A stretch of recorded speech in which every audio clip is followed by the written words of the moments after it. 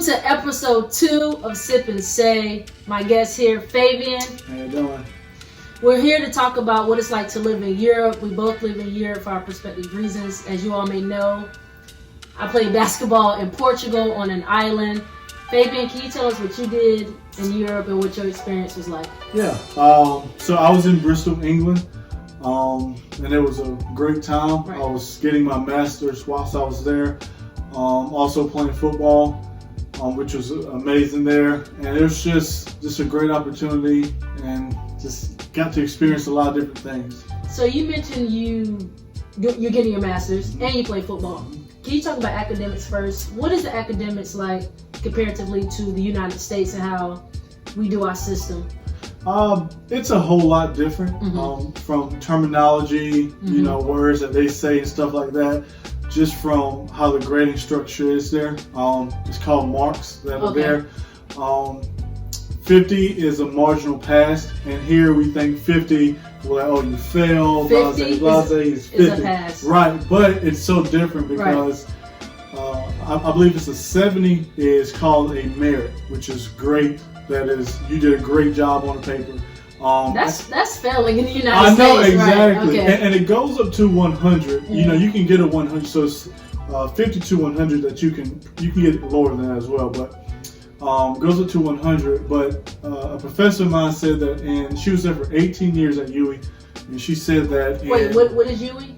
University of the West of England. Okay. Yeah, sorry about that. And then, so she was there for 18 years, and she said not one time did she see anyone get higher than an 82 on a grade, on paper and stuff. So it was just like, and that's another thing. We didn't have homework at all there. It's just. I would have loved to be at that school. I know, and you love that because the time that you're there in the semester, no homework, no anything. But the thing is, there's only one grade, which is the paper at the end. It's always the paper. And you get. I know. So leading up to it, you're like, okay, this is good. No homework, no anything. But then when the papers due, that's the tough one. So can you tell us what football was like comparatively to the United States as well?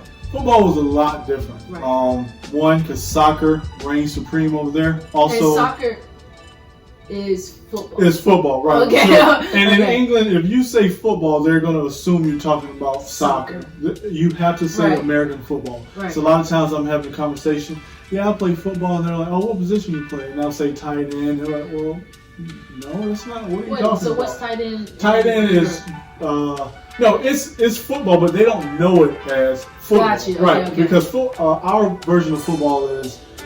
It's on the back burner there. Soccer is what's popular, rugby as well, stuff like that. So but it's a lot different, just from a competitive standpoint as well. I agree. It's crazy. It's so different. It's college basketball is like every day we're going at each other's neck. You're gonna talk trash, whatever you gotta do. Then here it's like, oh, you just made that shot. You just got that touchdown. Right, exactly. Okay. On me. Oh, okay. Yeah, exactly. You just did that to me. I just got scored on, or I did an awful job on offense or defense, but okay, it's all right. Like, no, that's not the case, but it's a whole lot different. So tell me what the food was like. Did you like the food? I heard, someone from Portugal told me that the UK was a bootlegged United States. In terms of food, I can honestly see that. I didn't like the food at all. Okay. However, there were some things. I think anywhere you go in life, you're always going to find something that, this is actually pretty good. You enjoy it. But for the most part, I didn't like the food. It was just different, especially for me because I'm a picky eater. So I do reserve the right to say, okay, yeah, maybe it's just me because I'm very picky. So. The food in Portugal was crazy too. That's a good crazy background. At first, I was very picky because I've never really been out of the United States. I've been to Canada, the Bahamas, but I never really had to go out and had to eat something, Right. And people are like, "Are you gonna eat that food?" I'm like, "I have no choice." You have no choice. What else? When I got there, my teammate, my roommate, she can cook. Okay, and so I think that what made me want to get the food, want to eat, and it was a lot better than I thought. And so I'm grateful for that. But I was that roommate. You know, that roommate was to you, she can cook. I was that roommate to mine. They couldn't boil water. They couldn't do it. Speaking of your roommates, though, were they American or were they? So we had 6 flatmates there, and flatmates? 5 of them. Exactly. So that's what they say. Hey, he got new. No. That's what they say. No. Right. All right, so that's what it is there. Right. It's not apartments, but anyway, it was 6 of us total. 5 of us were American. Me from South Carolina, 1 from Alabama, 1's from California, 1's from Missouri, and the other is from Oregon. Wait, so all these people in the United States, and you would think you guys are all the same, but you have one from the East Coast, the West Coast, the Midwest. We are all over the world. Yeah, we were. That's another thing you learn, like. And I guess because the States is so, people don't realize how big it actually is, that you have different cultures all across. And I learned a lot of things from them, just from terminology that they use versus what we use and stuff. So that was a good another culture, mini culture shock there. But it was good having them there. So speaking of culture, what was the culture like in the UK? The attire, you mentioned slang. Right. Can you tell us, what was that like being an American? Some things I had to ask several times, such as cohorts. You know, like what we call them classmates, but they were their cohorts there and stuff like that. And it sounds something so simple. Is it friend, mate, or something? Yes, it's mate. Yeah, they say mate all the time. Right. Yeah, mate, or they don't say H, they say H. So it's weird. Like you have let's say I'm going to we'll say H. Okay. They hate. Like and it's so weird because weird. I don't want to say it's weird, but it's different, right? Like that. And honestly, in England, I caught myself transferring the word that I use always weird to different, because to them it's not weird. It's normal, right? Just like for us, what we have is normal. So that's something I caught myself saying a lot of times, just trying to get that word out of my system, saying weird, because it's not. It's just normal to them. It's different to us. See, Portugal was different for me because they spoke English. In the UK. And what else did they speak? In the UK? Yeah. There was another language they spoke. I can't remember. But, they were learning English. And I would say something, they're like, say that again.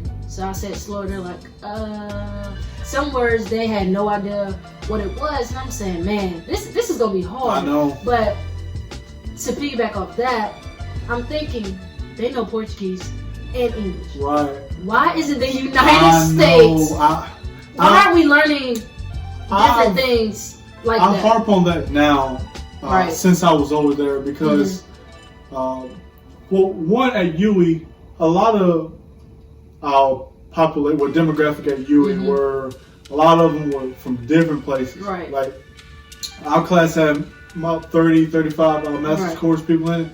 Some are from Bangladesh, some are from China, one's from Australia, Canada. That's so cool. it was, and you learn so much about culture. I mean, the questions that I asked from people who were from Taiwan and China and stuff, I didn't know. But it goes back to what you were saying just about language, and everyone there spoke some form of English. Now, whether it was a great form of English or just a minimal, but they spoke still knew. Right. And my thing is, I think our system, our American system and our educational system, one, it is, to me in my mind, is horrendous. It is awful. and I think they should start teaching language. I'm not saying you have to be, fluent in Chinese and this and that, you know what I mean? But, I mean, come on, like, we should do a better job. Now, you mentioned this to me one time. Your Canadian friend, she is Taiwan. Shirley is from Indonesia. Indonesia. But she couldn't travel to France. Yes, because of her. That's another thing I learned whilst I was there. Yeah. Passport strings. For me, one, I've never had a passport until I had to go to the UK. Right. So, I mean, that was just something I didn't know about. And then, as soon as I got over there, unbeknownst to me, I didn't realize that passport strings are different for everyone. Yeah. So, here in America, our passport can go here, there, or whatever. But Syrian passport, for example, you can't come here to America, and they have passport strengths and different countries, have strengths too. That stresses me out. It's crazy, and it's something that you learn, and then you like, wow, and then you start questioning things. I think that's the biggest takeaway from me, going abroad. Is now I start to question things. Well, why does America do? Because I think that's such a fallacy here that everyone thinks because America does it, that's the right way. But what people don't understand is America is a wealthy third world country. Yeah, I couldn't say it, but yes. We are so behind in time. We are. And I just wish we could catch up. Yeah. I feel like we're still stuck in the, 1900s or something. Speaking of that, how did you feel as a black person in the UK? Did you feel normal? Did you feel safe, better? I've never felt unsafe one time when I was there. Now, granted, that's not to say I feel unsafe here in the States, because honestly, I've been pulled over many times. And my dad, when I was on his car insurance at the time, he'd tell you I've been pulled over many times. And I've never had a bad encounter with a cop. However, I know, and I'm cognizant to know that people who look like me we have it harder here in the States. And what frustrates me is the fact that people don't see that, or they won't acknowledge that. Right. However, with that being said, whilst I was in the UK, not one time did I feel uncomfortable because I was black. And another thing we talked about earlier, but just them not having guns and stuff. Right. Oh yeah. It's I don't know why, but I passed a cop once or twice. I was like, oh well, he must be, here we'll say rental cop or something. Someone who just has a whistle, whatever the case is. And my first or second time passing a cop there, I'm like, oh well, they must be a rental cop, or they work at a mall, or whatever the case is. But then I started to see them all the time, and I'm like, wait, they don't have guns. No, I didn't see one gun since I was over there. Obviously, they have a strong ban on guns there, but the fact that cops don't have guns with them or carry it with them, I mean, that speaks volumes.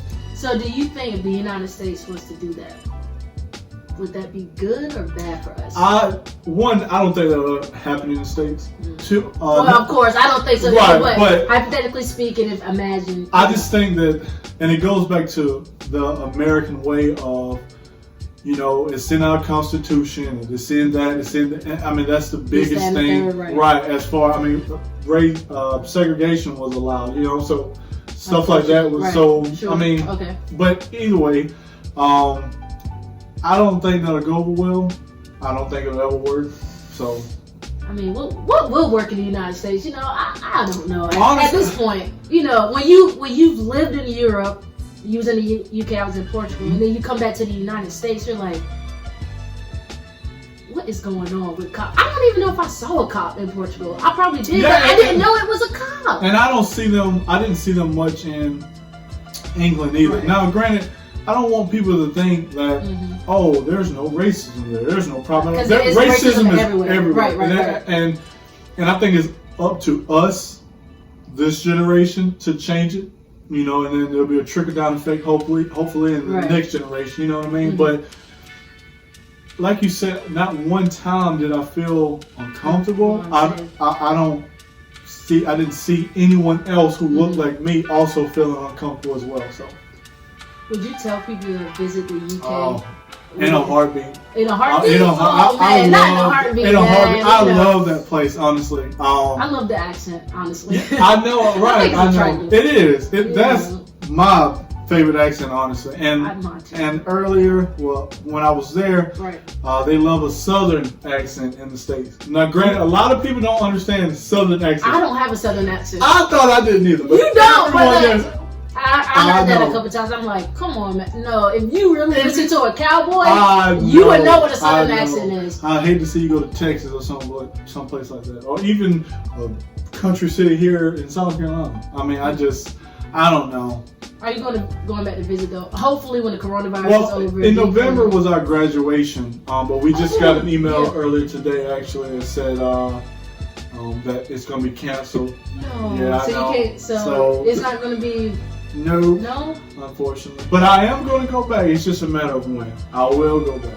But we'll see how COVID-19. Will your diploma be... What do they call a diploma? Is it a diploma? Well, no. Now that you said it, I haven't heard that term being used. I just said a degree. Will it be sent to you? That I don't know. I need to follow up on that. Honestly. So what is it called? Is it called a master's? A master's degree, yeah. So that's what. And what do you? Master's in business administration. Wow, Fabian, you're super smart. Oh my God. You know, exactly. Well, Fabian, thank you for taking the time out to talk about what it's like to live in Europe. I hope you all have the opportunity to visit the UK and please go visit Portugal. He also been to Portugal. We all. It was crazy. We were in Lisbon at the same time, and we did not meet up. We couldn't meet up. 2 Florence people in Lisbon, Portugal at the same time. Imagine that, right? But again, thank you so much for taking the time to do this. Thank you for tuning in with Fabian and I. Please tune in next week to catch Kyrie to talk about music. That guy is full up, and I'm excited for you all to see it. And again, ciao, Beijing.